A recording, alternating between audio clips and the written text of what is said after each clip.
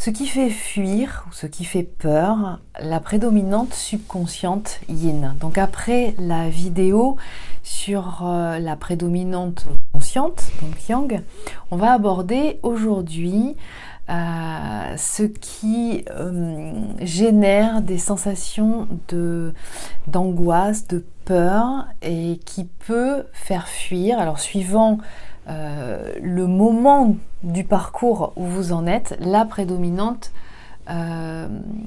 subconsciente, donc la polarité à prédominante yin.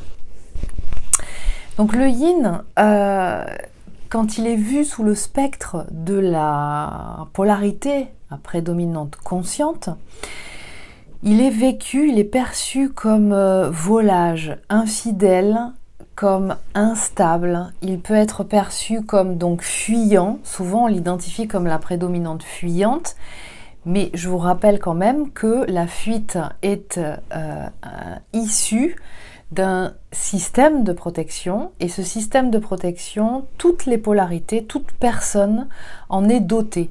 Et ce système de protection, il est manifesté d'après les mémoire à charge émotionnelle négative, donc les blessures émotionnelles qui sont que l'on retrouve dans le subconscient. Donc il est vécu comme fuyant, mais il n'est pas le seul à fuir. On a vu que la prédominante consciente, donc la prédominante de yang, peut aussi fuir. Et puis il peut être vécu comme instable émotionnellement parlant, c'est-à-dire très traversé, très investi par le type d'émotion quand la prédominante subconsciente se laisse, n'a pas le bouton off, et notamment c'est ce qui est vécu quand la prédominante subconsciente est en face de son complément universel, de son complément divin, qui va vraiment densifier, il densifie dans la matière le yang, et donc la prédominante subconsciente ressent au travers de son corps et de sa psyché, ces activations de mémoire, notamment celle à charge émotionnelle négative, et donc peut être traversée spécifiquement en présence de son autre, mais aussi dans d'autres situations, par ces émotions, et qu'elle ne sait pas bien gérer. En opposition d'ailleurs, ou en complémentarité, j'ai envie de dire, à la prédominante yang, qui elle a sa façon de gérer les émotions. Donc s'en laisse traverser, mais va gérer et transmuter grâce à la communication, grâce à une activité physique dans le corps, ou une expression, une manifestation qui va lui permettre justement de rééquilibrer ça en elle. Alors déjà, je vous invite à, si vous aimez ces vidéos et le contenu que je diffuse, mettre un pouce vers le haut, vous abonner à la chaîne et cliquer sur la cloche pour être informé des informations et des parutions de toutes les dernières vidéos. Ça fait vivre la chaîne dans l'algorithme, ça permet de diffuser et de partager et d'être encore plus suggéré. Plus il y a de vues, plus il y a de j'aime, mieux ça fait vivre la chaîne. Et je vous en remercie par avance. Alors parmi les idées fausses qui sont véhiculées sur et concernant la prédominante subconsciente, donc la prédominante de yin, c'est que elle est vécue comme toute puissante. Et ça fait écho, vous voyez, à la vidéo précédente concernant la prédominante de yang, qui est elle aussi vécue comme toute puissante par son complément yin. Et donc elle, la prédominante subconsciente, en fait, elle est vécue par son autre comme toute puissante parce que elle ne semble pas touchée par ce lien. Elle ne semble pas ressentir cet amour que peut ressentir la prédominante consciente, la prédominante yang. Elle est vécue comme toute puissante parce qu'elle se laisse beaucoup guider dans des situations et auprès de personnes qui répondent, ou qui en tout cas semblent répondre parfaitement aux problématiques qui sont présentées dans la vie, et ce sans effort. Et on l'a vu ça dans l'autre vidéo. Il y a vraiment cette capacité d'être complètement guidé par la prédominante, chez la prédominance subconsciente. Mais je vous précise que bien souvent, elle n'est pas consciente de cette facilité, en tout cas de cette capacité en elle. Donc si vous lui en parlez, elle ne va pas l'admettre. Parce que pour elle, tout le monde est guidé. Tout le monde fonctionne comme elle. Donc elle ne va pas pouvoir identifier ça. Mais la prédominante consciente vit sa prédominante yin comme toute puissante dans ce sens-là. Parce que je vous invite aussi à regarder en tant que prédominante subconsciente comment donc vous avez une difficulté à exprimer ce que vous ressentez, d'une part parce que vous avez du mal à coder, c'est-à-dire à identifier que ce qui vous traverse est en lien à des émotions, en lien avec une situation dans laquelle vous êtes, soit seul, sur un lieu, en lien avec certaines personnes. Et donc, de ce fait, d'identifier clairement d'où ça, ce qui vous traverse, vient, et du coup, en identifier clairement les conséquences. C'est ça coder en fait, savoir coder. C'est être en capacité d'identifier le processus comme il se passe, de savoir d'où ça vient, qu'est-ce qui l'a provoqué et quels sont les résultats conséquents derrière en termes de comportement, de ressenti, etc. Ça, c'est ce que c'est assez bien faire, voire bien faire la prédominante consciente. Et donc, du coup, chez la prédominante subconsciente, on peut dire qu'il n'y a pas vraiment de cohérence dans son mode opératoire, sa façon de percevoir les choses et de les manifester. Et ça, c'est issu de sa prédominance neurodroitière, c'est-à-dire cette prédominance à utiliser des territoires d'intelligence qui sont situés dans la partie neurodroitière du néocortex. Donc ce sont des outils qui sont beaucoup plus dans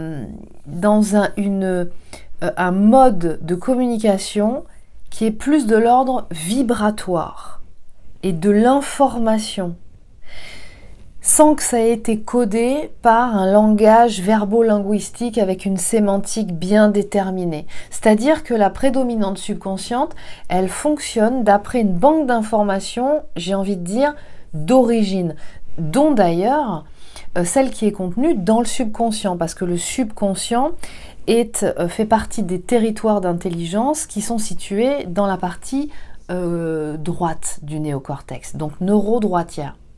Donc ça fait que dans son mode opératoire, cette prédominante subconsciente, beaucoup plus perméable et dans un mode de à la fois perception et de manifestation qui est beaucoup plus en lien avec un système d'information, de communication qui est plus de l'ordre de la vibration. Je vous renvoie à la vidéo live que j'avais réalisée pour vous exposer les grandes lignes et le portrait robot de chacune des prédominances de polarité. Et dans laquelle je vous expliquais qu'effectivement, ce mode de communication-là, il est beaucoup plus de l'ordre de la vibration contenue, par exemple, dans un son ou dans une musique. Donc ça peut être dans le timbre de la voix, auquel la prédominante subconsciente peut être très sensible quand elle est en face d'une personne. Ça peut être aussi dans les couleurs. Les couleurs qu'il y a dans une pièce ou dans un endroit où la façon et les couleurs que porte une personne, elle va y être très sensible et très réceptive. Et ça va générer en elle un état émotionnel et un état d'être qu'elle ne va peut-être pas être en capacité d'identifier comme étant à l'origine de son état, mais en tout cas, elle va y être fortement impactée. Et c'est la même chose, d'après, donc ça peut être aussi, je continue dans la lancée, des odeurs, un parfum en particulier qui l'amène à un état, que ce soit positif ou négatif, d'accord? Donc des couleurs, des sons, des odeurs, mais c'est sur l'instant. C'est sur l'instant présent. C'est un mode de communication qui ne reste pas vraiment dans ce qu'on appelle la mémoire vive, c'est-à-dire dont la personne ne va pas forcément se souvenir par la suite, mais qui en tout cas, dans l'instant présent, va générer en elle un état d'être et un certain nombre d'émotions qui vont beaucoup l'impacter. Et entre autres, de ces outils et de ces informations vibratoires, il y a ce qui est logé dans la partie neurodroitière du cerveau, donc du néocortex, le subconscient. Et le subconscient contient toute la banque de données mémorielles reliée à l'âme, donc forcément contenant des mémoires à la fois karmiques, c'est-à-dire relatives à l'être, à l'âme elle-même, mais aussi des mémoires reliées au duo, mais aussi des mémoires reliées au transgénérationnel, au collectif. Donc ça veut dire quoi? Ça veut dire que concrètement, dans son mode de fonctionnement, la prédominante subconsciente, et c'est aussi pour ça que je l'ai appelée, et je l'ai appelée ainsi, c'est qu'elle elle est complètement dans son mode de fonctionnement, tant qu'elle est dans cette prédominante subconsciente, donc yin, elle est complètement perméable à toute la charge émotionnelle associée aux mémoires qui sont contenues dans le subconscient. Et de l'émotion, c'est de l'énergie, c'est une vibration. Et donc, c'est en ce sens qu'elle est, puisqu'elle est complètement en contact avec cette zone de son cerveau, qu'elle va aller chercher dans les outils spirituels logés dans cet espace avec les territoires d'intelligence qui sont associés et qui sont très développés chez elle, elle va être complètement perméable à tout ce qui est vibrant dans le subconscient.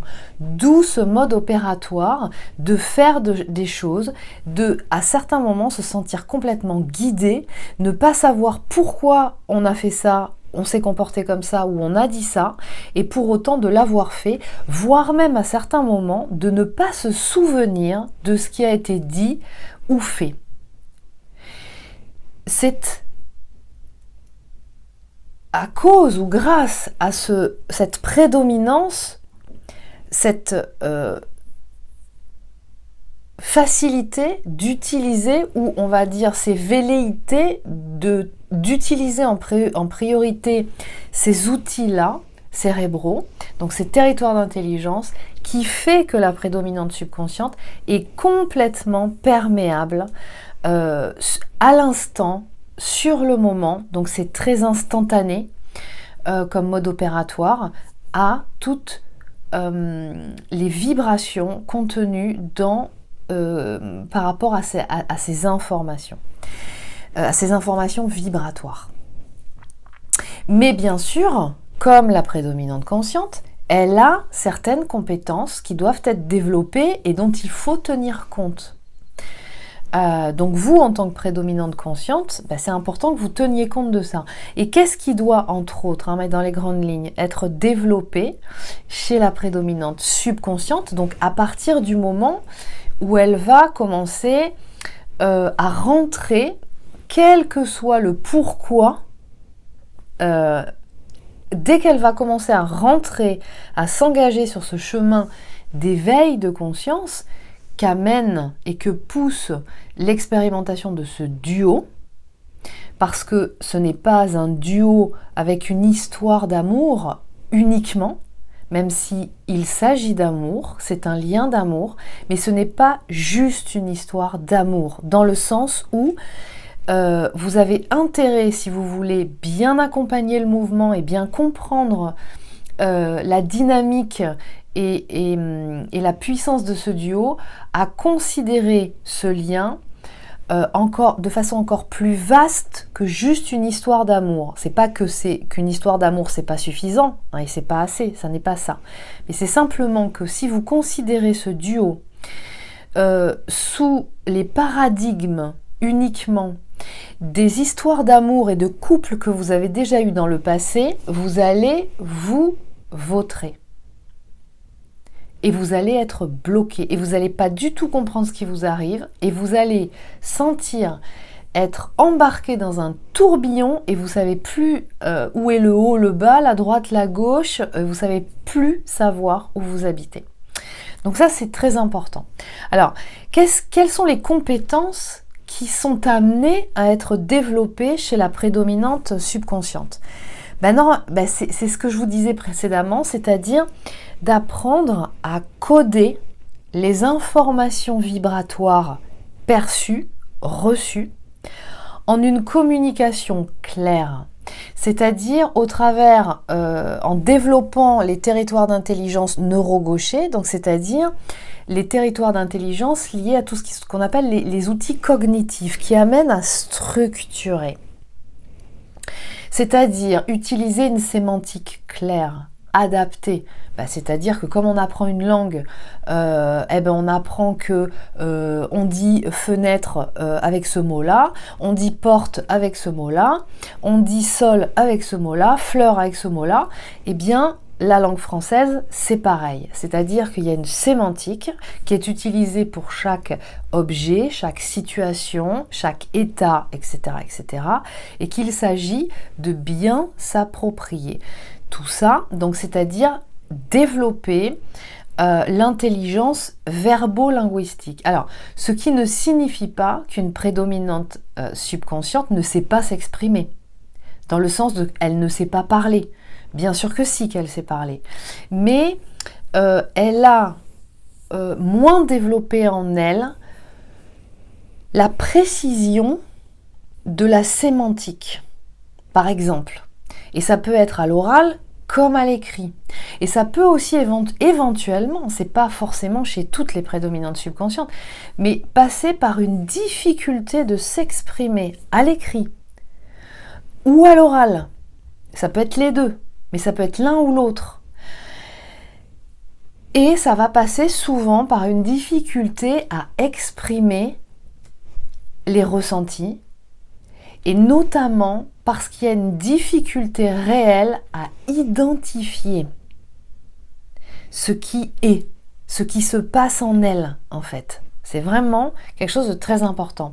Alors, je voulais aussi vous apporter une petite parenthèse, je le dis maintenant parce que sinon je vais oublier, mais qui est très important, c'est que la prédominante subconsciente, c'est vraiment la partie donc neurodroitière, donc c'est la prédominante subconsciente, et c'est là où est logé le subconscient. Et le subconscient et toute cette partie neurodroitière, c'est ce qui correspond à la part féminine de l'être. Donc le subconscient est quelque chose de l'ordre de ce qu'on peut identifier comme une énergie féminine. Et c'est ce qui va permettre, on va dire, cette horizontalité, d'ailleurs qu'on retrouve dans le mode opératoire, dans le mode de fonctionnement et de perception de la prédominante subconsciente. Et tout ce qui est neuro-gaucher, qui contient tous les outils cognitifs, ça permet de verticaliser, donc de structurer. Et c'est identifié comme étant la part masculine de l'être. Et nous avons besoin d'équilibrer les deux. Donc la prédominante consciente, elle est beaucoup plus verticale, elle a mieux intégré toute sa partie neuro-gauchère. La prédominante subconsciente, elle est vraiment plus intégrée dans l'horizontalité. Et le défi de chacun, c'est d'aller chercher le complément de ce qu'il n'a pas développé. Donc, il est important d'intégrer cette structure quand on a déjà une horizontalité bien installée. C'est le cas de la prédominante subconsciente. Et cette verticalité, cette structure, cette colonne vertébrale, eh bien, qu'est-ce qui va la développer? C'est la part masculine de l'être. Donc c'est toute la partie neuro-gauchère du néocortex.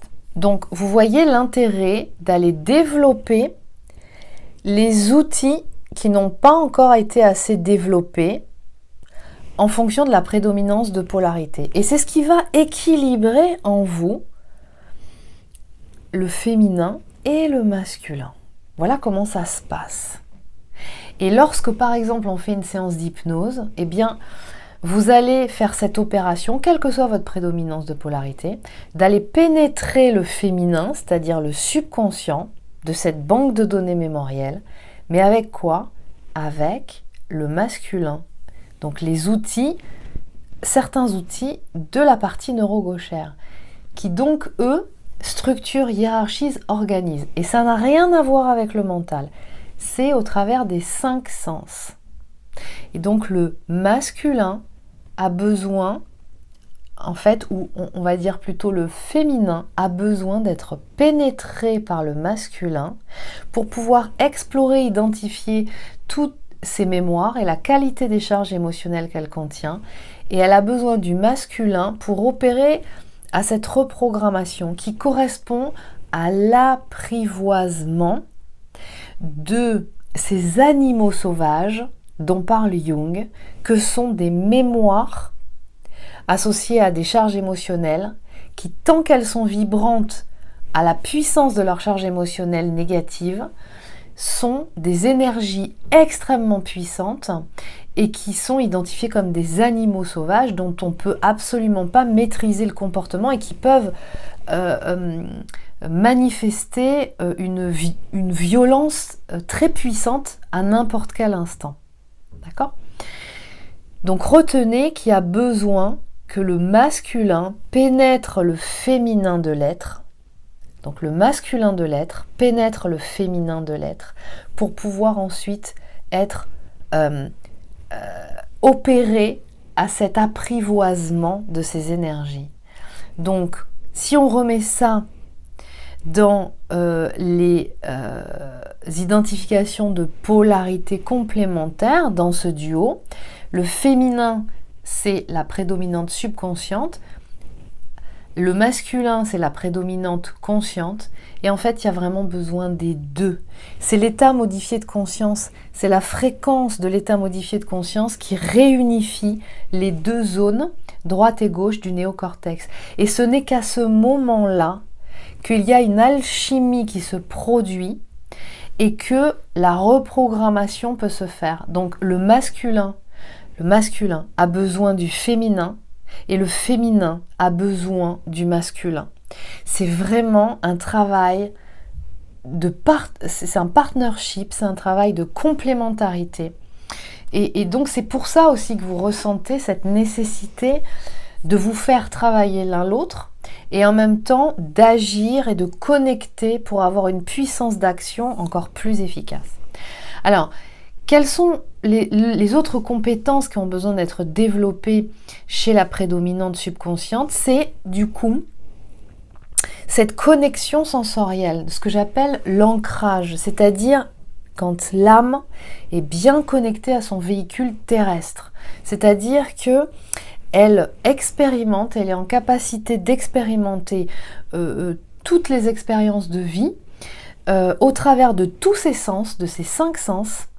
Et encore une fois là, il ne s'agit absolument pas de mental, de façon à utiliser son corps, son véhicule terrestre, comme l'associé qu'il est à l'âme, et qui est un baromètre extrêmement fiable. C'est-à-dire que le corps ne trompe jamais. Quand on ressent au travers du corps, quel que soit le sens, la résonance d'une information, d'une émotion qui nous traverse, ça nous donne une indication claire et nette et précise sur ce qui est en train de se passer dans la situation qu'on est en train de vivre. Et du coup, au travers de ce baromètre qu'est le corps, ça nous donne la possibilité d'identifier. Et à partir du moment où on est en capacité d'identifier, donc le corps permet l'identification. Donc vous voyez que le processus de codage, il commence par ça. Et à partir du moment où on est en capacité de coder, on a une information qui est en lien avec l'émotion qui nous traverse, hein, l'information et la vibration qu'on reçoit. Et à partir de là, on est en capacité de ressentir si c'est OK ou si c'est pas OK, donc si c'est en négatif ou si ça vibre en positif. Et en fonction de ça, on va pouvoir manifester, de transmuter pour rééquilibrer. Et une fois que ce sera rééquilibré, on aura une autre information dans le corps qui nous donnera la validation de OK, maintenant c'est OK. Ou alors c'est toujours pas OK. Et donc, ce qui va nous permettre de calibrer et de vérifier si l'outil ou le process par lequel on est passé pour transmuter, que ce soit la communication, que ce soit un comportement, que ce soit une attitude en particulier, peu importe, si elle aura été efficace ou pas. Donc ça, c'est très important. Et donc, cette connexion sensorielle est important qu'elle s'installe chez la prédominante subconsciente. Et d'ailleurs, tant qu'elle n'est pas installée, c'est ce qui caractérise sa difficulté d'incarnation. C'est-à-dire la difficulté de son âme à s'installer dans ce corps et à en être connecté à tous les sens. Donc, qu'est-ce qui va se passer ? Ça l'empêche d'identifier les ressentis qu'elle peut avoir. Alors, ça ne veut pas dire qu'elle ressent jamais rien, la prédominante subconsciente, mais c'est plus flou. Et ça, c'est issu de son système de protection qui la dissocie de son corps. Et donc, quand elle aura développé cette connexion sensorielle, elle va pouvoir mieux manifester et du coup, plus facilement entrer dans les expériences et se laisser traverser par les émotions, sans peur, sans sentir que l'émotion est quelque chose qui l'envahit et avec la sensation qu'elle ne s'appartient plus, qu'elle est dominée par ça et qu'elle ne va jamais pouvoir s'en sortir. Voire même, ça peut l'amener jusqu'à ressentir qu'elle va mourir de ressentir cette émotion, d'accord ?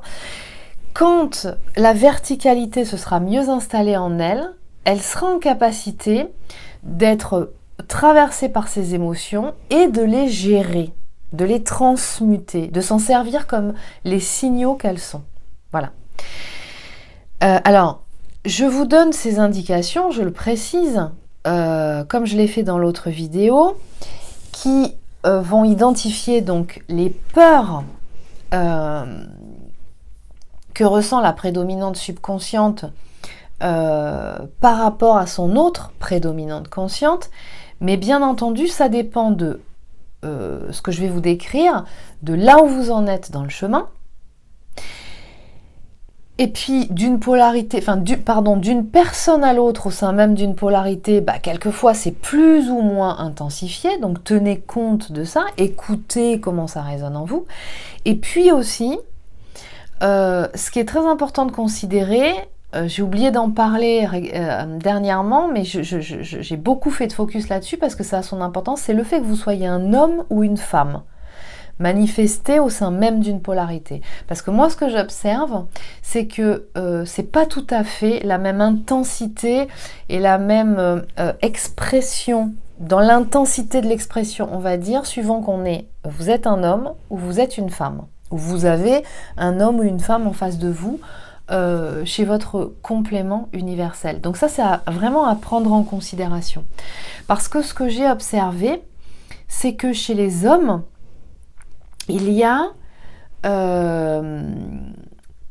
quelque chose qui est de l'ordre, je ne vais pas revenir dessus, je l'ai développé dans des vidéos dernièrement, on a même fait un live avec Sylvain là-dessus, que je vous invite à aller voir, c'est que il y a pas vraiment, où il y a moins cet encodage de transformation que chez la femme. Et donc, il peut y avoir manifesté un petit peu plus de rigidité dans certains aspects chez les hommes que chez les femmes. Mais ça ne signifie pas que les hommes ne soient pas en capacité d'évoluer et d'opérer et d'accompagner cette transformation. Pas du tout. Mais peut-être ça peut prendre un petit peu plus de temps dans la manifestation de ces transformations ou dans l'accueil de ces transformations. Voilà à quoi ça va se jouer, la différence entre hommes et femmes.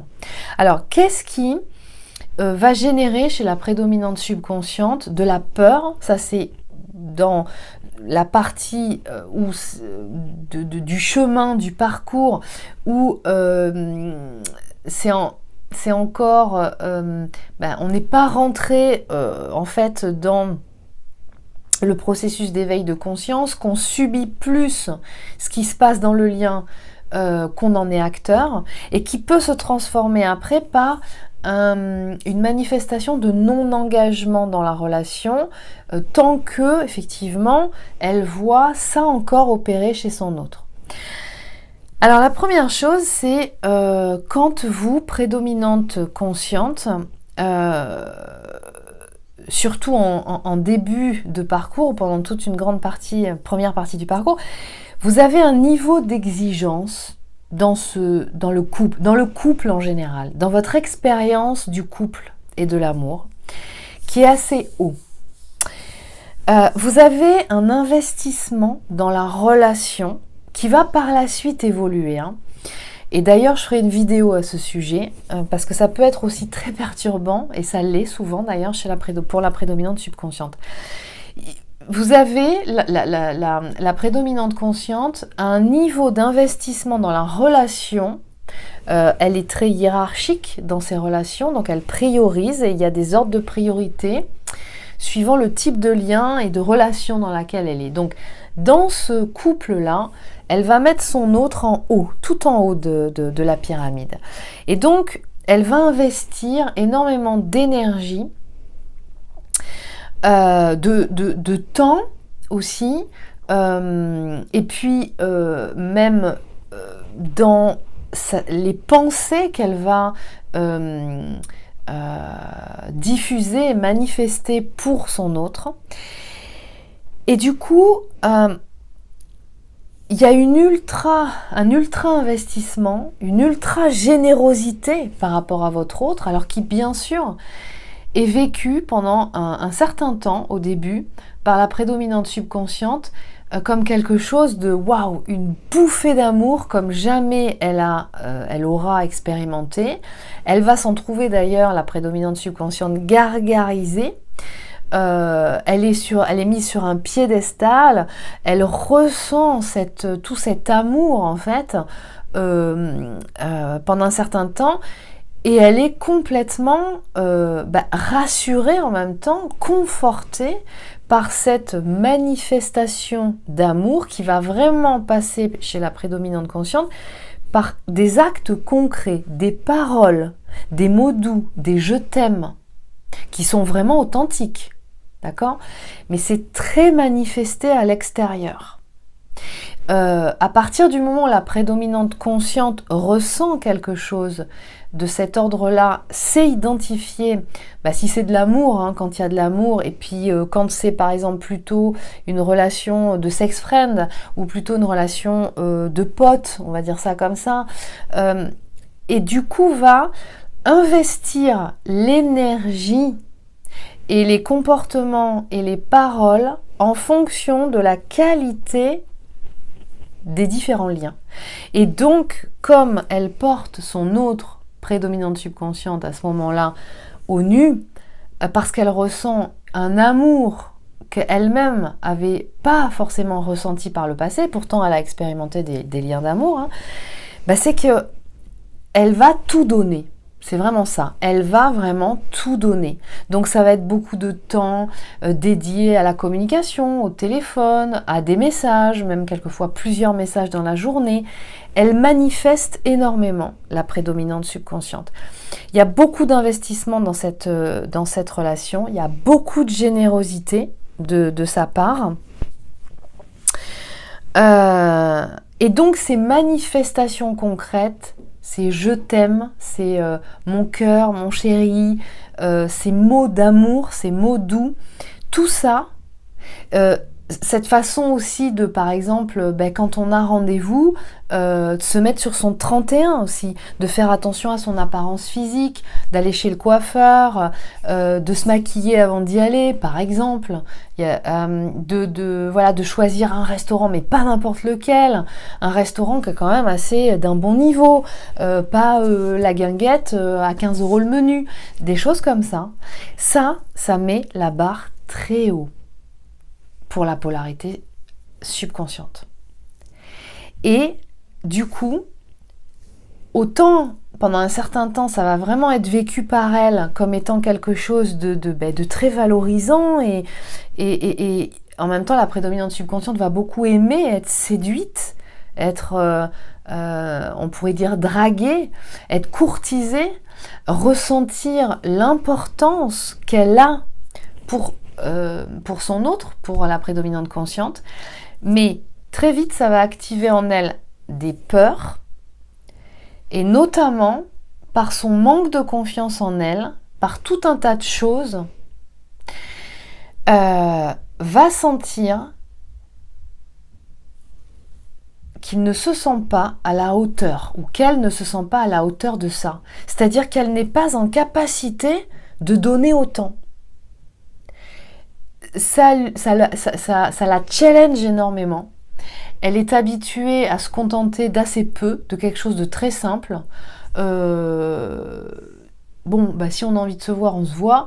Et même si c'est un menu à 15 € à la guinguette, c'est génial, c'est très bien quand même. Hein. On va pas dépenser des 100 et des 1000. Voilà. T'as pas besoin d'aller chez le coiffeur pour aller à la soirée, machin. Et puis, non, mais c'est bon, t'as pas besoin de mettre une super robe chic. On y va en jean, en tongs, et c'est ok, quoi. Il n'y a pas de problème. Hein. Arrête avec tous ces chichis. Ça lui met la barre haut. Et ce qu'il est important de saisir, c'est que la prédominante subconsciente a une hypersensibilité de l'amygdale. Et l'amygdale, c'est ce qui met en branle le système de défense. Hein, c'est l'alerte anti-fumée, là. C'est l'alarme qui va, de par sa sensibilité, activer derrière le système de protection, le pare-feu, tout ce qu'il faut, et pour pouvoir protéger l'individu d'une situation qui va être identifiée comme ultra dangereuse. Et l'amygdale, c'est ce qui permet justement de capter les signaux ambiants qui détectent automatiquement n'importe quel signal, le premier qui est répertorié comme étant là il y a le feu, il faut tous les pompiers dehors, et on y va, on réfléchit plus. Là c'est cerveau reptilien, d'accord ? Et on y va, parce que la défense c'est ce qui prime. Peu importe si on s'est trompé de signal, le tout c'est de rester en vie. Donc il vaut mieux s'être trompé mais avoir déployé tout le système de défense et de protection, plutôt que le système d'alarme ne se soit pas mis en branle, et avec le risque de rester scotché sur place et que ce soit la fin. D'accord ? Donc le système de l'amygdale, chez la prédominante subconsciente, il est ultra sensible. Et observez bien, et vous pourrez témoigner d'ailleurs si vous êtes prédominante subconsciente, ce qui génère chez la prédominante subconsciente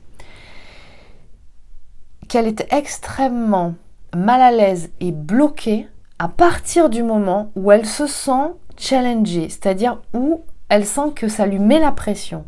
C'est-à-dire à partir du moment où elle est attendue, par exemple à un rendez-vous, quand elle est et qu'elle doit participer à un concours où il y a une compétition entre différentes personnes, et ça peut être juste à 2 personnes, hein, mais à partir du moment où elle a un rendez-vous pour faire quelque chose de précis de telle heure à telle heure, ça lui met une pression hallucinante. Et d'ailleurs, c'est en partie pour ça qu'elle va avoir beaucoup de mal pendant un certain temps, jusqu'à ce que ce soit équilibré, hein, encore une fois, à programmer à l'avance, à être à l'aise dans des rendez-vous qui sont un peu attendus pour faire quelque chose d'assez précis. Donc, votre investissement dans la relation et votre niveau d'exigence du couple qui va se traduire par toutes vos expressions et vos comportements dans le couple, polarité consciente, va challenger la prédominante subconsciente qui va se sentir avec une fausse idée, parce que c'est pas la réalité, mais avec la sensation de ne pas être à la hauteur de tout ça. Et donc, ça lui fait peur. Et puis pendant un certain temps, ça peut encore, tant que c'est encore un petit peu actif en elle, suivant où la prédominante consciente en est, eh bien, générer en elle le fait que, oh là là, c'est trop sophistiqué ce que tu fais, plus de naturel, plus moins de préméditation, plus d'improvisation, d'accord ? Ce qui va aussi faire peur et générer de la distance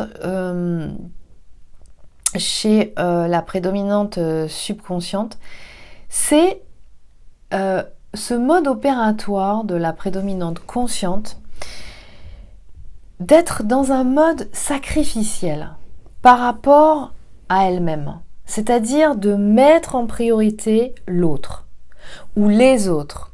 Alors ça peut être son autre, sa prédominante subconsciente, mais ça peut être aussi des amis ou des gens qui sont identifiés dans son cercle fermé et intime comme étant des personnes importantes. Et puis aussi ça peut être au travers d'engagements contractuels qu'elle a pris, alors ça peut être au travers de son travail, au travers d'une association ou de certaines activités, et dans lesquelles elle va souvent manifester, la prédominante consciente, de faire les choses un peu par devoir. Je me suis engagée à le faire, donc j'y vais. Ce qui va lui faire peur, c'est ce côté où finalement, en tant que prédominante consciente, vous allez être encore dans une période où vous n'êtes pas assez à l'écoute de si ça vous met en joie ce que vous allez faire, et plus par devoir. C'est-à-dire, je me suis engagée, j'y vais. Non, j'ai dit qu'on allait à cette soirée, c'est important qu'on y aille, voilà, on y va, ou j'y vais. Oui, mais est-ce que ça te fait plaisir d'y aller ? Et tant que vous êtes à écouter plus le « je dois » que « mais est-ce que là, j'ai vraiment plaisir à retrouver ces personnes ? Est-ce que là, par rapport à comment je me sens actuellement ou aujourd'hui, par exemple, peut-être je suis dans une période, je suis très fatiguée, j'ai besoin de me reposer. Est-ce que réellement, aller à cette soirée, parce que ça représente de se retrouver avec des membres de son secteur professionnel et que c'est important pour le réseau, etc., etc., est-ce que vraiment c'est opportun que tu y ailles aujourd'hui ? Compte tenu de ton niveau de fatigue et de tout ce que tu as déployé comme énergie là dans des dossiers ou dans des projets qui sont quand même importants. Écoute-toi. Tant que vous ne vous écoutez pas, tant que vous êtes dans le « je dois », alors ça ne veut pas dire qu'il n'y a pas des engagements qu'il est important de tenir quand même au quotidien, d'accord ? Si on va au travail uniquement que quand on a envie d'y aller, on n'y va pas, je vous le dis tout de suite, ça vaut pour tout le monde. Mais d'être plus à l'écoute, parce que ça, la prédominante consciente, elle est bien souvent, pendant longtemps, et ça aussi, ça va se rééquilibrer, pas assez à l'écoute de mais est-ce que finalement ça me met en joie de le faire? Est-ce que là je suis pas en train de trop en faire? Est-ce que j'écoute bien mon corps? Est-ce que je suis pas en train d'être dans un burn-out là? Parce que avec le je dois finir ce truc, parce qu'il y a une date limite, et que j'écoute pas le niveau de fatigue que j'ai, et ben c'est pas correct. Voilà. Donc tant que la prédominante subconsciente va sentir ça encore manifesté en vous, ça va être rédhibitoire chez elle. Ensuite, autre point qui lui fait peur et qui va devenir, après par la suite, qui peut devenir rédhibitoire ou qui va générer un non-engagement de sa part, c'est le manque de souplesse. Le manque de souplesse de la prédominante consciente. C'est-à-dire que cette prédominante yang, elle fonctionne beaucoup dans des préceptes de vie, alors qui ont attrait à ses valeurs, bien entendu. Mais c'est en lien vraiment avec ce qui se fait et ce qui ne se fait pas. Voilà. Alors, ça peut être basé sur de bonnes valeurs, c'est-à-dire une sorte de savoir-vivre et de savoir-être, comme on dit. C'est-à-dire, quand, je reprends toujours l'exemple de l'engagement, si j'ai dit à Machine que je venais à sa soirée vendredi, c'est quand même une amie, ou alors c'est une relation de travail, et puis quelque part, c'est important que j'y sois, parce que voilà, hein, c'est ma chef, ou voilà, on a quand même une relation, il faut quand même qu'on maintienne un bon relationnel. Et que je suis dans ouais, mais ça se fait pas d'annuler systématiquement, ça va poser un problème. Si, je peux annuler aussi. Si je suis fatiguée et que je n'ai pas l'énergie d'y aller, je peux très bien prendre mon téléphone ou au moment où j'ai la personne en face de moi, lui dire « Écoute, je te remercie vraiment pour ton invitation. J'aurais vraiment aimé y aller, mais là, en ce moment, je suis HS, j'ai besoin de me reposer. Si tu veux, on se fait un truc à un autre moment ensemble, mais je ne serai pas là. Mais le cœur y est, ou voilà. » Et on peut adapter les situations. Donc, il y a vraiment chez la prédominante consciente pendant longtemps un contrôle du mode opératoire, de ce qui se fait, de ce qui se fait pas, de ce qui est autorisé, de ce qui n'est pas autorisé. Et quand, du coup, la prédominante subconsciente, alors elle qui n'a pas du tout ce mode opératoire en elle, qui est beaucoup plus, comme je vous l'ai expliqué précédemment, mais ça aussi, ça va s'équilibrer, dans une manifestation qui est beaucoup plus spontanée à ce moment-là, 1 heure avant, ouais, ça le fait, puis 2 heures après, non, en fait, j'ai pas envie d'y aller, j'y vais pas. Que vous soyez dans ce contrôle des modes opératoires, dans une gestion du temps systématique aussi, c'est-à-dire que vous, en tant que prédominante consciente, grosso modo, votre agenda, il est prémédité à l'avance. Hein. C'est-à-dire que vous, on sait à quelle heure vous passez, quel jour, à tel endroit. Parce que c'est souvent la même chose quand même. Jusqu'à un moment donné où quand ça se rééquilibre, ça s'assouplit un petit peu tout ça.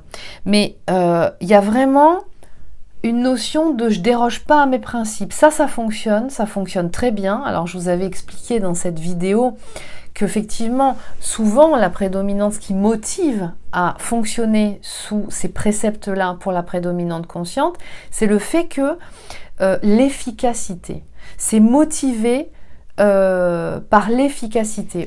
Pour elle, il faut que ça aille vite. Dans la maîtrise de la matière, une fois qu'on a compris les process qui fonctionnaient bien, on les met en place, et ensuite, on fonctionne constamment sur ces mêmes process. Et tant que ça fonctionne et que c'est efficace et que ça va rapidement, et ça peut aller très rapidement, la prédominante consciente les garde. Le truc, c'est que c'est très bien de fonctionner comme ça, parce que ça fait gagner beaucoup de temps et d'efficacité. Les process, c'est fait pour ça. Mais ce qui est important quand même, c'est que des process, ça peut aussi, et ça doit, et ça va évoluer en fonction des nouvelles informations. Et il y en a beaucoup des nouvelles informations en ce moment, et ça change régulièrement. Donc ça veut dire que, ok, c'est d'accord pour utiliser et mettre en place un process dans le but et l'objectif de l'efficacité. D'ailleurs, votre prédominante subconsciente, elle vous vénère quant à votre capacité d'efficacité de manifester dans la matière et de mettre en place des projets dans l'aspect vraiment matériel, administratif, logistique, organisationnel, prédictif en termes de planning. Mais apporter de l'huile au rouage, c'est-à-dire tant que vous êtes dans un manque de souplesse à ne pas mettre à jour des nouvelles informations pour adapter les process en fonction des situations, en fonction des gens que vous avez en face de vous, etc., ça va bloquer.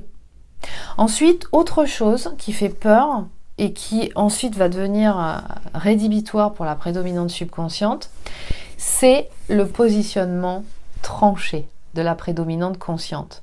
Ça aussi, ça va évoluer, mais on a vu qu'elle a cette capacité de se positionner, la prédominante consciente. Et c'est très bien, parce que ça met des limites, d'accord ? C'est-à-dire ça évite de se laisser submerger par un certain nombre de choses, notamment par les personnes, aussi par toute la banque d'informations qu'elles vibrent et les émotions qu'elles amènent aussi, d'accord ? À un moment donné, il faut aussi être en capacité de dire, bon, là maintenant, toi tu vas t'occuper de ta partie, moi je vais prendre la mienne, mais moi je peux pas prendre celle de tout le monde au motif que j'ai cette capacité de gestion des émotions.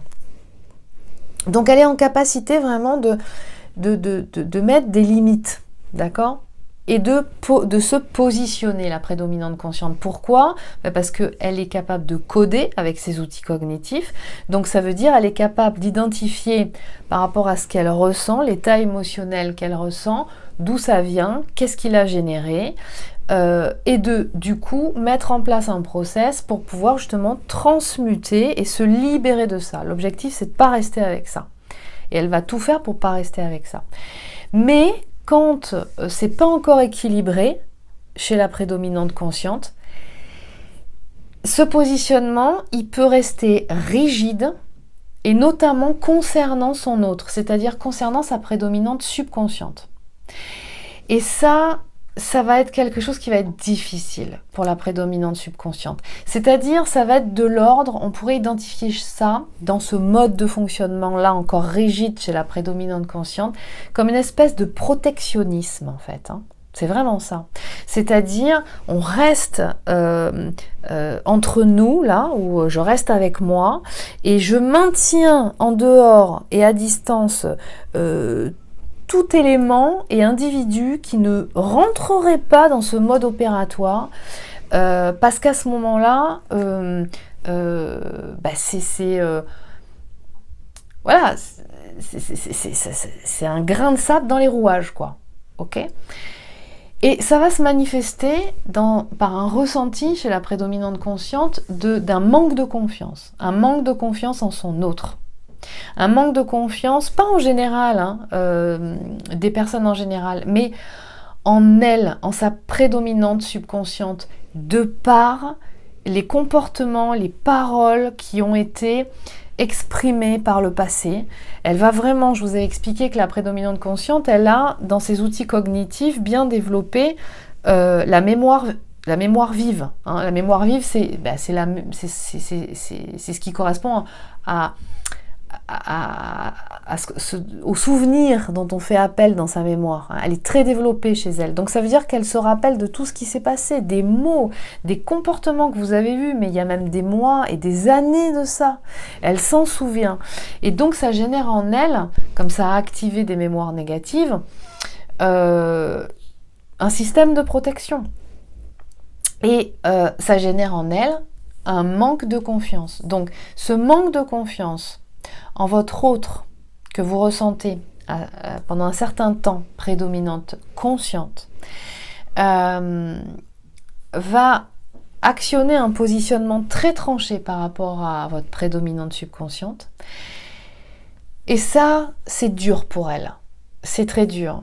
Ce qu'il est important, c'est vraiment, comme je vous ai expliqué que l'amygdale chez la prédominante subconsciente est ultra sensible et donc s'active très rapidement, et ce qui fait que elle fuit les challenges dès qu'elle se sent attendue dans un certain type de comportement où il y a par exemple motif à apprentissage pour donc atteindre un objectif et avoir un résultat, ça va la mettre dans une panique hallucinante, d'accord ?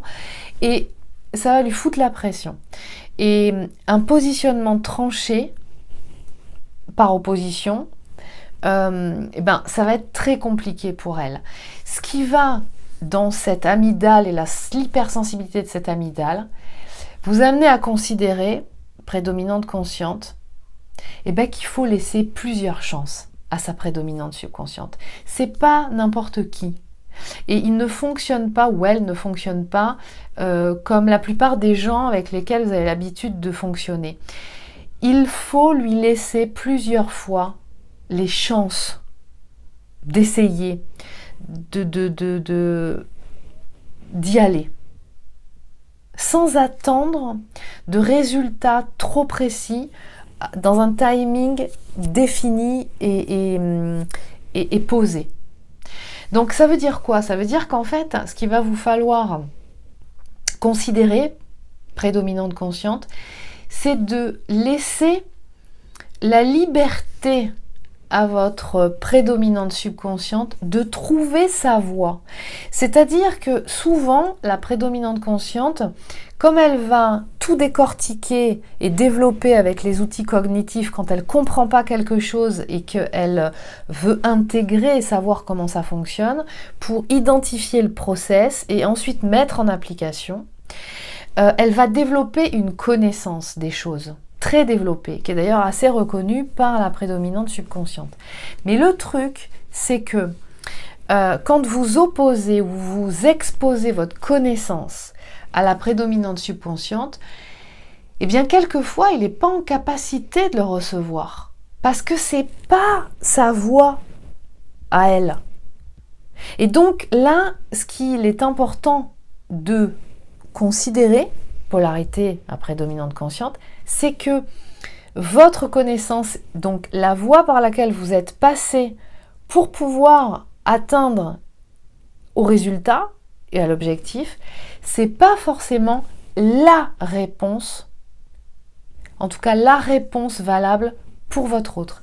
Donc, ce qu'on vous demande d'envisager, c'est plutôt cette ouverture de lui prouver et de le ressentir, bien entendu, il faut que ce soit authentique, de ressentir la confiance que vous avez, que vous déposez en votre autre, prédominante subconsciente, de lui laisser trouver la voie qui sera la sienne. Vous êtes passé par là pour atteindre ce résultat, mais peut-être que votre prédominante subconsciente, elle va avoir à passer plutôt par là pour atteindre le même résultat et vous retrouver au même endroit. D'accord? Donc, considérez ça. Ça, c'est très important.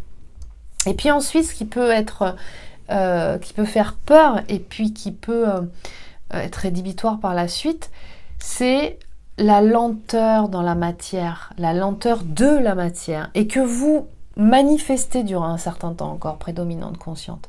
C'est-à-dire que oui, on sait que la matière, ça prend plus de temps, que tout ce système de communication plutôt vibratoire par lequel passe la prédominante subconsciente, et que donc il faut un certain temps avant que les choses se mettent en place, avant de commencer à bouger quand on sent que voilà, une orientation qui correspond est devenue plus claire, eh ben il faut s'engager dedans, et puis il y a une certaine inertie qui fait qu'à un moment donné, voilà, on va commencer à avoir les résultats, ça va se mettre en place, etc. Et là, eh bien, quand pendant toute une grande première partie de ce parcours, la prédominante consciente est encore trop contrainte et limitée dans l'aspect uniquement humain et donc matériel finalement de la manifestation de l'être, de la manifestation humaine, elle va être longuette, quoi. Elle va être ressentie comme étant un peu lourde par sa prédominante subconsciente. Longue à la détente. Alors vous allez me dire, souvent c'est ce qu'on dit de la prédominante subconsciente, c'est-à-dire qu'elle a du mal à y aller. Alors la prédominante subconsciente, elle a du mal à rentrer dans le cœur du sujet. Elle attend un peu le dernier moment, souvent même pour y aller, mais après elle intègre très vite. D'accord ? Sauf que la prédominante consciente, elle va ressentir les signaux avant-coureurs d'une modification, d'une adaptation, et puis il va lui falloir le temps de mettre en place un certain nombre de choses, le corps, toute la matière, pour pouvoir ensuite commencer l'orientation. C'est plus un diesel, quoi, la prédominante consciente. Donc ça, tant que la prédominante consciente est encore trop limitée trop contrainte et n'a que la perception de la part adamique de l'être et contrainte là-dedans, ça va être lourd pour la prédominante subconsciente. Ça va être compliqué un peu, hein, d'accord ? Ça va manquer de légèreté, ça va manquer de fraîcheur un peu pour elle. Alors, du coup, les défis du yang, les défis de la prédominante consciente, c'est quoi ? C'est premièrement déjà comme la prédominante subconsciente, c'est-à-dire identifier son système de protection. D'accord ? Parce que vous aussi, vous avez des mémoires à charge émotionnelle négative vibrante et donc, ça génère un système de protection. Donc, comment il fonctionne chez vous ? Comment il est manifesté ? Ça, c'est important. Ensuite, développer son intuition. Pour capter les infos dans le champ quantique et au travers de tout le champ vibratoire et informationnel qui est manifesté au travers de chaque lieu, de chaque objet, de chaque personne et du subconscient manifesté et vibrant de chaque personne et en capter l'information donc à ce niveau-là avant même que ce soit manifesté dans une situation ou un comportement ou des paroles dans la matière. Ça va falloir le développer parce qu'il est important que vous alliez justement, vous allez vous passer de cette verticalité que vous allez garder, mais vous allez vous expanser à l'horizontale. Et donc vous allez développer la part Elohim de votre être, c'est-à-dire prendre en considération qu'il y a aussi ce champ d'information qui est là et qui vous donne des informations avant-coureurs. Et donc qu'il est important de prendre en considération au lieu d'aller manifester directement dans la matière uniquement.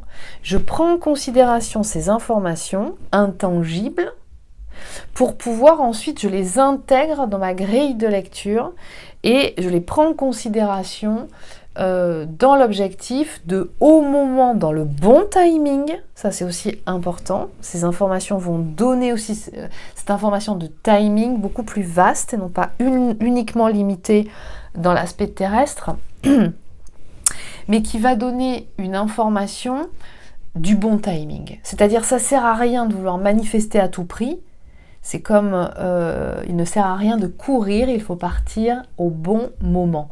D'accord ? Donc ça veut dire que avant l'heure, c'est pas l'heure. Après l'heure, c'est plus l'heure. Donc ça veut dire capter les informations ça sert à rien de manifester maintenant parce que de toute façon les conditions sont pas réunies pour que ça fonctionne. Donc calme-toi, tu t'allonges, tu bois frais, tu te reposes, tu continues éventuellement de développer, de travailler sur d'autres trucs, mais là pour l'instant ça, tu sais que c'est dans les tuyaux, mais c'est pas encore le bon moment. Donc ça c'est important à développer chez la prédominante consciente. Donc, elle va aussi être, ce qui va lui être demandé, c'est de s'adapter aux situations. Donc ça va être aussi un sacré challenge pour elle. C'est-à-dire, ok, ça s'est pas passé comme prévu, mon rendez-vous là, il s'annule, mais si je suis pas à être au forcing à dire ah ben non, mon rendez-vous il s'annule et j'avais prévu ça fout en l'air toute ma journée, puis du coup j'ai un trou, machin. Laissez faire et observez que, mais s'il s'annule, c'est marrant parce que dans la foulée, il y a quelqu'un qui me contacte et qui me dit « Ah mais au fait, j'ai pas eu le temps de reprendre un rendez-vous, mais si vous avez un désistement, moi, dans la semaine, ça me va super bien, quoi. » Et vous observez comment tout est juste et comment tout est bien fait. Et vous arrêtez d'être dans le contrôle, là, du planning, de la matière, ça doit être ça, je l'ai prévu comme ça, parce que c'est bien organisé comme ça, etc. S'il y a des grains de sable dans le rouage, eh bien, vous allez développer votre capacité à vous adapter, et donc votre capacité d'improvisation. Et vous allez voir que quand vous accompagnez le mouvement, vous observez quand vous êtes bien aligné, quand cette horizontalité s'est bien développée, que en fait, tout est ok et tout tombe sous le sens. Et que quelquefois même, quand un rendez-vous s'annule, alors qu'a priori ça vous met le bazar dans votre journée, eh bien, on vous propose un rendez-vous que vous attendiez depuis super longtemps et qui ne peut être que à ce moment-là. C'est bizarre, hein, comme les choses sont faites. Hein. C'est génial. Donc vous allez découvrir ça. Et ensuite, ça va vous demander d'accueillir votre part féminine, donc c'est-à-dire toute la partie et les territoires d'intelligence situés dans la partie neuro-droitière. Donc ça veut dire moins de devoirs, d'accord? Moins être automatiquement dans toujours faire quelque chose, mais plus à l'écoute de comment on se sent aujourd'hui. Aujourd'hui, c'est pas pareil qu'hier. Et c'est peut-être différent de demain. J'écoute ça, je fais en fonction de ça. Et si je suis fatiguée, et si je me sens triste, eh bien, je ne vais pas y aller en mode j'ai ce travail à faire, je me suis engagée pour rendre ce travail à une date pile poil, j'ai géré mon temps pour travailler 2 heures tous les soirs, et si je travaille 2 heures tous les soirs, je vais atteindre mon objectif. Non, je vais pas faire comme ça. Je vais écouter, si je suis fatiguée, ce soir je ne travaille pas et je me repose. Soit je lis un bon livre, soit je m'endors plus tôt que d'habitude, soit je regarde un film très sympa. Je prends du temps pour moi, j'écoute ce que mon cœur me dit, mon corps m'appelle à faire. Et je me rends compte que si je suis à l'écoute de ça, malgré ce que je crois, fausse croyance, je ne perds pas de temps, mais au contraire j'en gagne, parce que comme je me serais bien reposée, j'aurais bien écouté mes ressentis, le lendemain, j'aurai tellement d'énergie, ou peut-être le surlendemain, que je serai en capacité d'enquiller, parce qu'en plus j'aurais bien développé ce flow par l'intuition et la canalisation, et que en une soirée, en 3 heures de temps ou peut-être en 2 heures de temps, j'aurais abattu le travail de 3 jours de ce que j'aurais prévu. Voilà. Voilà comment ça marche. Je vais découvrir que ça marche comme ça. Et puis je vais apprendre aussi, ça va être aussi parmi mes défis, à déléguer. Vous allez apprendre à déléguer, c'est-à-dire faire confiance. Faire confiance à votre autre ou à une autre personne que vous aurez identifiée comme étant apte à vous seconder ou manifester cette mission ou ce projet que vous développez. Donc ça sous-entend aussi accueillir une nouvelle façon de faire. Parce que s'il y a une nouvelle personne qui vient et que vous ressentez comme étant de confiance, elle peut aussi avoir une autre façon d'atteindre l'objectif qui est déterminé. Et donc, apprendre à se laisser porter. Voilà ce qui va vous être demandé. Ce qui va vous être demandé aussi comme défi, c'est dépenser moins d'énergie dans les détails. C'est-à-dire que bien souvent, la prédominante subconsciente, elle est perfectionniste. Mais ça, on peut aussi le retrouver chez la prédominante subconsciente, ce perfectionnisme. Mais ce qui va faire que ça va se traduire pendant longtemps chez la prédominante consciente par je veux maîtriser tous les détails, je veux contrôler tous les détails de chacune des étapes de l'opération de ce projet. Mais à un moment donné, on va comprendre que ça sert à rien de développer ça. Alors ça vous aura servi à comprendre comment fonctionnent les choses. Mais aujourd'hui, vous n'avez plus besoin de ça. C'est-à-dire que vous allez apprendre à identifier les grandes lignes d'un projet. C'est-à-dire identifier, choisir les bonnes personnes. Celles qui sont en capacité par leur savoir-faire, par leur expertise, qui vont répondre vraiment à la problématique demandée et supposée dans ce projet. Et donc de les sélectionner. Et vous allez aussi pouvoir utiliser votre intuition pour pouvoir les sélectionner. Puis ensuite, échanger avec elles, déléguer, exposer le cahier des charges et ensuite les laisser faire.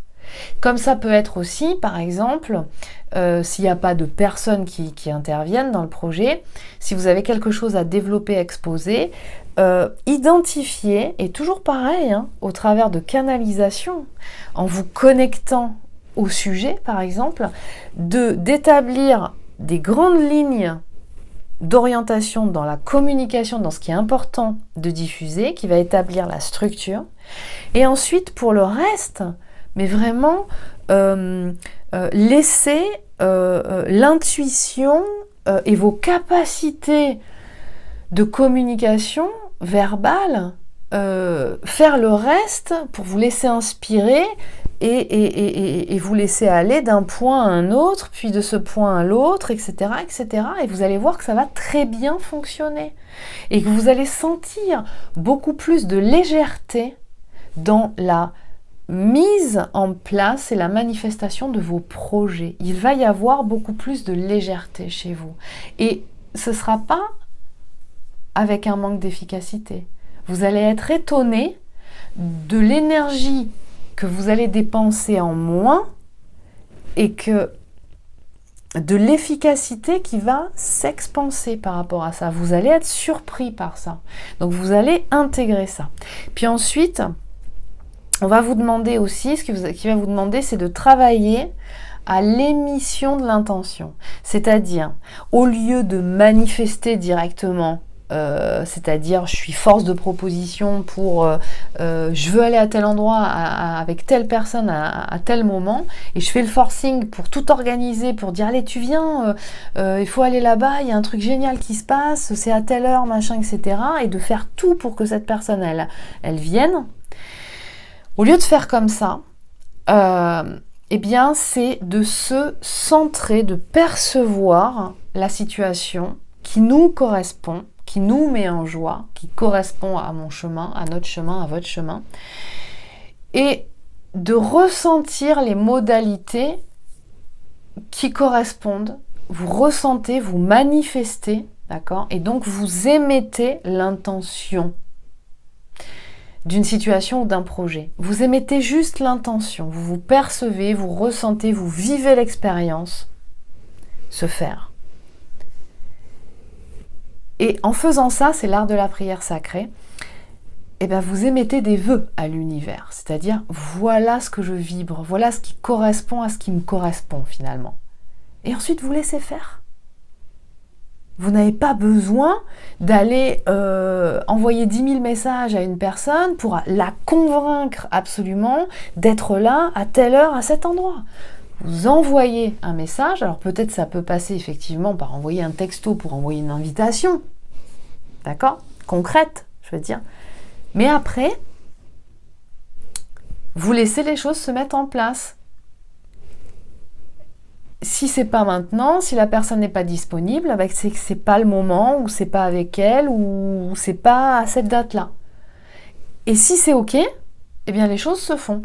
Et vous apprenez à fonctionner de cette façon. Donc vous allez être beaucoup moins dans la manifestation, donc vous allez être moins bulldozer, j'ai envie de dire. Et vous allez être beaucoup plus dans cette légèreté, cette subtilité en fait. Et ça va être très bien accueilli par la prédominante subconsciente. Mais pas que, hein, ça va être valable et avoir des résultats concluants dans tous les aspects de votre vie. Puis dernière chose aussi, alors la liste est peut-être pas complètement exhaustive, mais enfin c'est dans les grandes lignes, c'est communiquer au travers de la télépathie. Vous allez expérimenter ça, c'est-à-dire sentir comment ça fonctionne avec votre autre, et que quelque part quand vous avez quelque chose à communiquer qui est très important pour vous en termes de vos besoins ou d'une attitude ou d'une parole qu'il aurait ou qu'elle aurait eue et qui vous aurait blessé, rien que d'en émettre la discussion et l'échange, d'être à l'intérieur de soi, dans l'expression de ce qu'on a ressenti vis-à-vis de l'autre, c'est reçu en face.